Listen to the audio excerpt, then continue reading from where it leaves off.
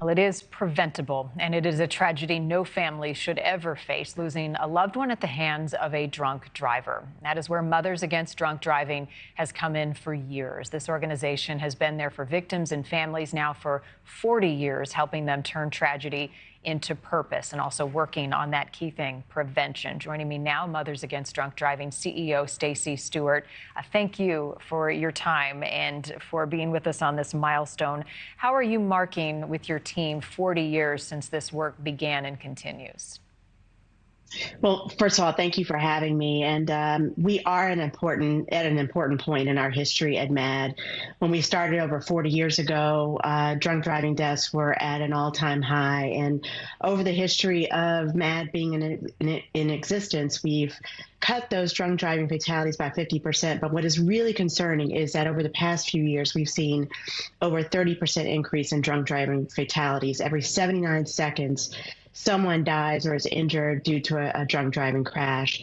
And so today at MAD, what we're doing is doubling down on our efforts to make sure that we can create a world in which we have no more victims, in which we have no more people that are affected, either killed or injured by drunk driving crashes, impaired driving crashes. So as part of that continued fight, Stacey, there's legislation aimed at making our roads safer, and it starts with the HALT Act. Can you tell us more about that and where things stand?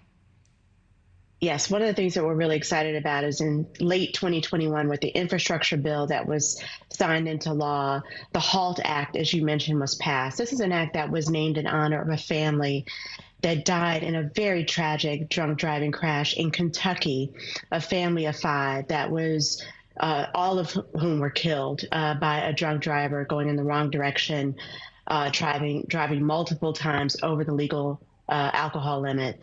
And because of that crash and because of so many other crashes, we were able to get legislation that now requires a new safety standard in all vehicles, new advanced impaired driving prevention technology that would allow for anybody who is impaired and tries to get behind a wheel of a vehicle, they would not be able to operate that vehicle. And we are now in the rulemaking process. We hope to have that safety standard implemented by 2026. And how optimistic are you that that gets put into place, and how big of a difference do you anticipate it makes? Well, of course, 2021 was a milestone success for MAD and all of our victims and survivors that helped us to get that bill passed. But, you know, there are always obstacles. There are always concerns that people have about what the technology will do or what it won't do. We're here to tell everybody this is about protecting the public. It is about making sure that everybody on our roads is safe. And we are now in a public process where everyone gets to weigh in on what they would like to see in this new safety standard. You know, it took backup cameras and other technology that we take for granted today years to get implemented.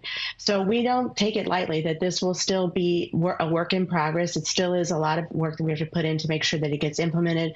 But we're very, very optimistic that once this technology is implemented, it will save thousands of lives. In fact, it's estimated that it can save over 10,000 lives per year, which would bring us as close to zero of victims due to impaired driving crashes as we've ever been in the history of automobiles and operating automobiles on our roads. Yeah, a shared goal we should all get behind. Finally, what is one thing that someone could say to another to prevent them from getting behind the wheel, drugged or drunk?